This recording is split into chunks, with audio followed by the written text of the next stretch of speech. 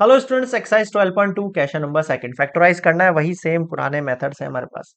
शुरू करते हैं। फर्स्ट आइडेंटिटी सारी याद होनी चाहिए आपको बस। 4p² minus 9q²। 4p की जगह 2p का होल स्क्वायर लिख दूं, इसकी जगह 3q का होल स्क्वायर लिख दूं। उससे क्या होगा, एक आइडेंटिटी याद आएगी मुझे। a² minus b²। क्या होता है इसका मतलब? a plus B, A minus B. A का मतलब अभी फिलहाल के लिए आपके लिए 2p है, और बी का मतलब आपके लिए 3q है। तो यहां पर भी a प्लस बी का मतलब 2p प्लस 3q, और यहाँ पर 2p माइनस 3q लिख सकते हैं क्या? बिल्कुल सर। नेक्स्ट देखो, 63 a² माइनस 112 b²। अब क्या करें, इसके अंदर से कॉमन निकाल ले। हाँ, कॉमन आ सकता है। तो 63 7 की टेबल में आता है, आता है। 7 9 जा 63, और 16 7 जा 112। 16 की टेबल देखिए ना, 16 7 7 6 4 2 7 1 7 1 1 है ना। तो 16 7 112। अब कॉमन निकल गया, ठीक है। अब ध्यान दो, 9a इसकी जगह मैं 3a का होल स्क्वायर लिख दूं, और इसकी जगह मैं 4b का होल स्क्वायर लिख दूं, ठीक है। अब देखो, फिर से वही फॉर्मूला बन गया, a का स्क्वायर और b का स्क्वायर। a का जब भी मैं a बोलूँ ना, तो ये ब्रैकेट के अंदर वाली चीज समझा करो आप, है ना। आगे देखो, 3a plus 4b, 3a minus 4b। अब देखो आप कितना बचा, 3a प्लस 4b और 3a माइनस 4b। क्लियर है। नेक्स्ट देखो,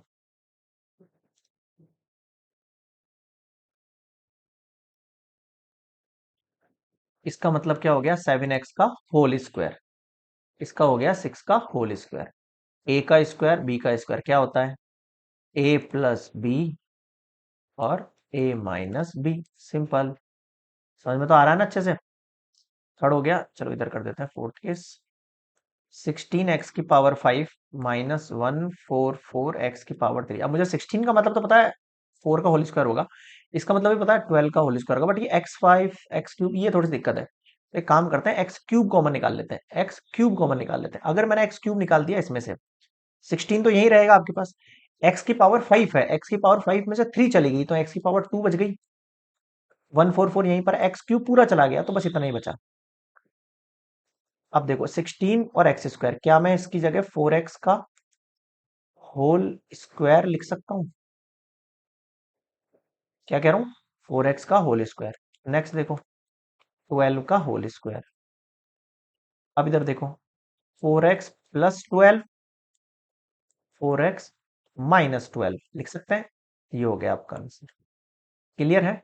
so this is complete fourth case. Next देखो आप, और इसमें कुछ बना सकते हैं क्या? और वैसे अपन कॉमन भी ले सकते हैं इसमें से चाहे, है ना। जैसे यहाँ पे मान लो आप 4 निकाल सकते हो, है ना। तो 4 निकल गया है यहाँ से कॉमन। जैसे ये 16 और 1 4 है, इसमें से 4 भी निकाल सकते हैं अपन कॉमन। तो फिर यहाँ पर x² बचेगा, और यहाँ पर 4 3 12 3 बचेगा। ऐसे कॉमन भी ले सकते हो आप। फिफ्थ केस देख लो, एल प्लस एम का whole square minus l minus m का होल स्क्वायर, ठीक है। अब इधर देखो, ए प्लस बी का होल स्क्वायर क्या होता है? a² plus 2lm plus m² minus, इधर आ जाओ, a माइनस बी का होल स्क्वायर क्या होता है? l² minus 2lm plus m², ठीक है। ये होता है, दोनों का फॉर्मूला लगा दिए, l² plus 2lm plus m²। अब देखो, इस माइनस से इसको अंदर मल्टीप्लाई करो। पहले माइनस से l² होगा, फिर माइनस से ये होगा, फिर माइनस से ये होगा। अब देखो, l² से l² चला गया, m² से m² चला गया, कितना बचा? 2lm प्लस 2lm कितना हो गया? 4lm हो गया। समझ में आया सभी को? तो फिफ्थ केस हो गया। सिक्स देखो, 9x² माइनस 16। क्लियर दिख रहा है? यहाँ 9 है, यहाँ x है, यहाँ y है। तो इसकी जगह मैं 3xy फिर होल स्क्वायर, कुल मिला के होल स्क्वायर बनाना है, कैसे भी समझो इस बात को। 3 का होल स्क्वायर 9, x का होल स्क्वायर x², y का होल स्क्वायर y²। 16 के लिए 4 का होल स्क्वायर लिख सकता हूँ। फिर फॉर्मूला बताया मैंने, a का होल स्क्वायर माइनस b का होल स्क्वायर क्या होता है? a plus b, a minus b. Clear है। नेक्स्ट केस देखो, 6 के बाद 7 पर आ जाओ। 7 x square minus 2xy plus y square minus z square. ठीक है, इधर ध्यान दो, ये जो वैल्यू है इस किसका फॉर्मूला होती है, ये एक्स माइनस वाई का होल स्क्वायर होती है ये। ठीक है, अब देखो ए का होल स्क्वायर, फिर वही चीज होगी वापस से, ए का होल स्क्वायर बी का होल स्क्वायर क्या होता है, A plus B, A minus B. लगा दो आप भी यही चीज, X minus Y plus Z और X minus Y minus Z. बताओ समझ में आया क्या?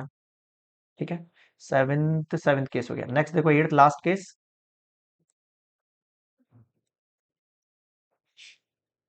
25a² minus 4b² plus 28bc minus 49c²।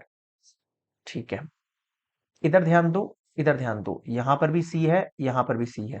ठीक है, यहां पर क्या है, आपके पास बी सी की वैल्यू दे रखी है, और यहां पर आपके पास किसकी वैल्यू दे रखी है, देखो ये 4b² दे रखा है, ये c² दे रखा है। तो मैं इन तीनों से रिलेट कर सकता हूँ चीज को, कैसे देखो, 25a² को एज इट इज छोड़ो अभी फिलहाल के लिए ना, इस वाली वैल्यू में से, इस वाली वैल्यू में से ना, इस वाली वैल्यू में से मैं माइनस कॉमन ले लेता हूँ।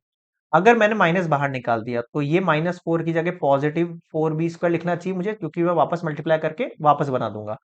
फिर ये पॉजिटिव की जगह -28bc हो जाना चाहिए, क्योंकि नेगेटिव से नेगेटिव मल्टीप्लाई करके पॉजिटिव बनेगा।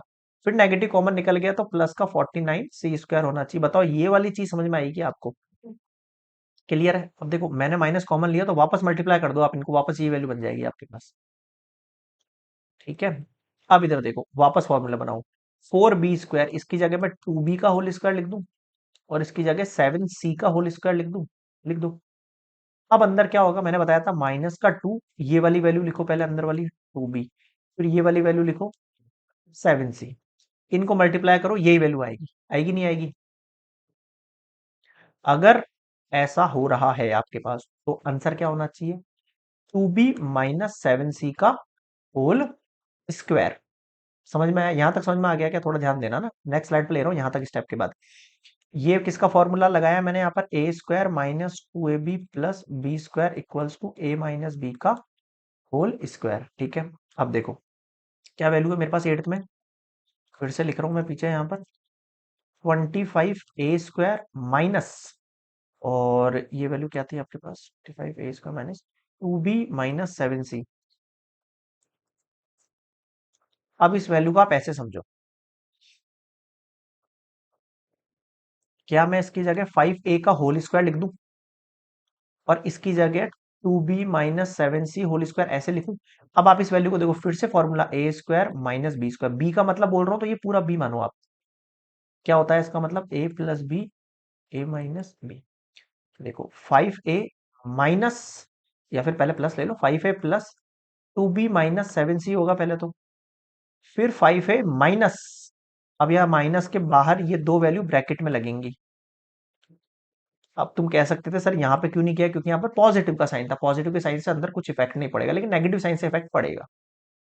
5a प्लस 2b - 7c, इधर आ जाओ, 5a माइनस का 2b और माइनस माइनस प्लस का 7c। बताओ समझ में आया क्या? This is complete question number 2 factorise for exercise 12.2।